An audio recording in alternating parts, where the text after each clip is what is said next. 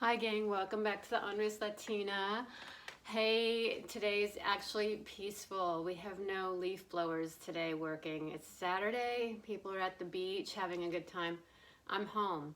You know why everybody's playing? I decided to do a video in mi casa and it's quiet, which is really amazing right now. It's just like, it's so zen. No jackhammers or like leaf blowers, and you know, we got to talk about this border situation. And I hate to have to bring it up because, you know, the left always says, oh, it's so racist, but like their solutions is like no solution. So anyway, you know, we're getting Mexico's not so best and brightest. You know, we're getting the people that can't make it there, so they come here, you know, so they can like sponge off our government. And so these are people that are not even motivated to pick up a leaf blower. Although you could probably like put the leaf blowers at the border, like, you know, that's what we need is a few more freaking leaf blowers in this country. We have so many of them, especially here in Florida. It's just, it's everywhere. It's like, oh my God, it's like, really? So part of the HOA is that you pay your dues and they maintain the outside. And boy, do they know how to maintain the outside. I mean, so much so that like they over maintain the outside. They over fucking do it, okay? So, I mean, it looks like Melrose Place everywhere, you know, and of course that's good because it keeps away the snakes, not the ones that are working for the HOAs, the rattle, you know, the snakes that out and about, you know, and it keeps away, you know, some pests, but you know, like I'm sure there's some idiot from up north that buys the condominium here in Florida and wants to rent it out and really doesn't have any idea who he's renting it to, you know, and then you're stuck with that idiot next door to you. I've had the same idiots though for the last 10 years or so. I call them the Flintstones. Instead of Fred and Wilma, it's Fred and Barney, although it is a she. She looks more like Barney than Wilma. And then they have, instead of like Bam Bam and Pebbles, they have two Bam Bams, but you know, and they bam all night long, you know, like slamming the door and everything. So on the weekends, it's quiet time for D because like they all go somewhere, you know, and it's like the last thing I want to fucking do is go somewhere where everybody's going somewhere, you know. So I zig when everybody zags, but you know, it's unbelievable. So anyway, we have a president, you know, who is going through some difficult times. He's old and he doesn't know it. He's got dementia, but he doesn't know it. Like so many people with Alzheimer's and dementia, and then they're slowly losing their mind. Always want to become president. That's what they want to. That's what they go do. Hey, I think today I'm going to be president. But anyway, no, he has no control of like his next thought or what he's going to say, you know, and he needs like a sheet of paper, like so he could remember his own name and what he's going to say next, and what lie to remember, you know. But it's interesting because like he sends Miss Harris down to the border, and like, you know, they ask her, are you going to go down to the border? And she's like, not today. Like, that's so funny. Like, you know, and you know, it is interesting because I mean, SNL had to come up with shit on Trump to be funny. We don't even need SNL anymore. Like, you guys are no bueno. We don't need you. All we have to do is roll the tape of Joe Biden walking up the steps to the plane, right? You know? Hey, I'm not making fun of old people that can't walk and talk at the same time, but like he clearly looks like he is not physically up for the job, okay? So, you know, I had some health issues this year, and you're not going to see me running for a Senate seat or a Congress seat. No bueno. I have no desire to ever go into politics, okay? So you just play this tape right back to me if I ever do. You know that I've lost my mind. I'm completely senile, or like, you know, I completely have lost it, okay? Nobody's going to talk me into running for office. I have no desire to ever run for office, you know, maybe run for my life. No, you know, as everybody comes from Colombia here, I'm thinking I may want to go there. You know, I mean, like, really, you know, why not? You know, so maybe I'll buy some property from there, you know. Anyway, yeah, they'll like the Ornery Latina. I will probably, you know, do very well in those countries, you know, because, you know, yeah. I'm Hispanic, and I know enough to get by. I know that I can be how do you say it? I can, prolific or proficient or whatever, that word, I could do that if I really wanted to.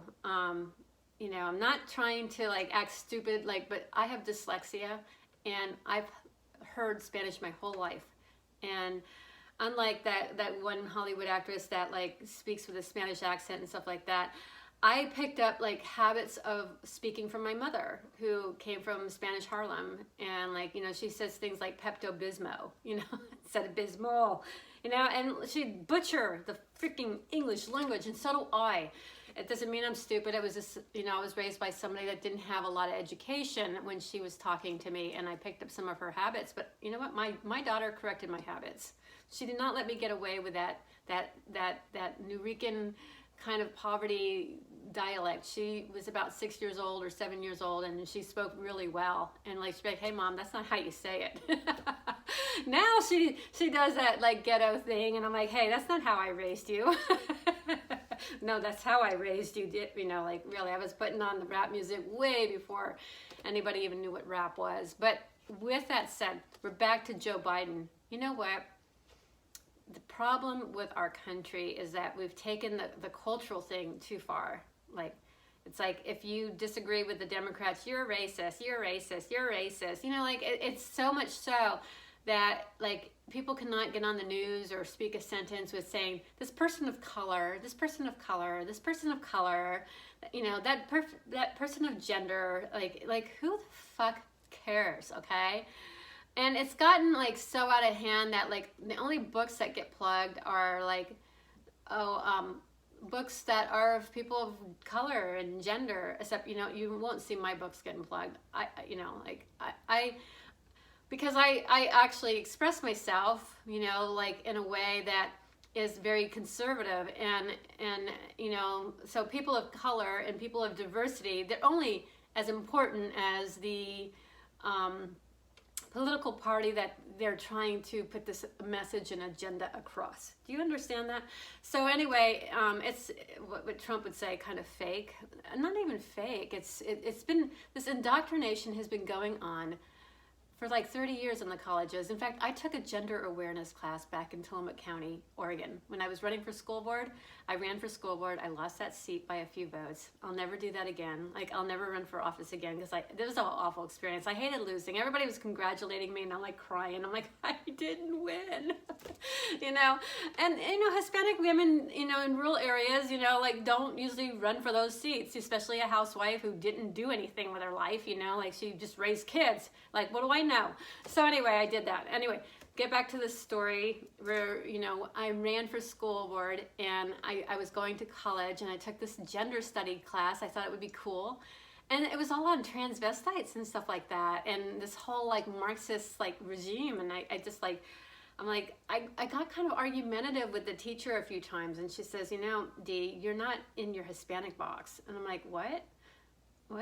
And she said, well, you know, like, Hispanic women are supposed to be submissive. And I'm like, and she really meant it. I was like, what?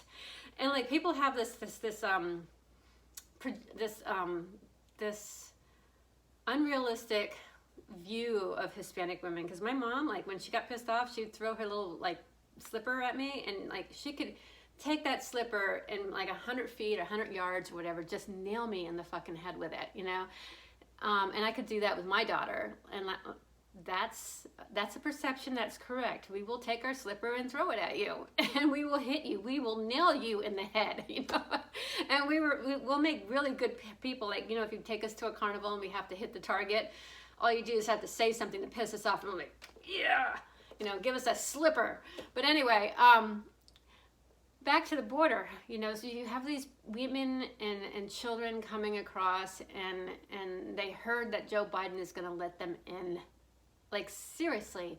So you don't think that's a little bit racist to think that you're entitled to have the American dream and cut in line above everybody else because you're Hispanic?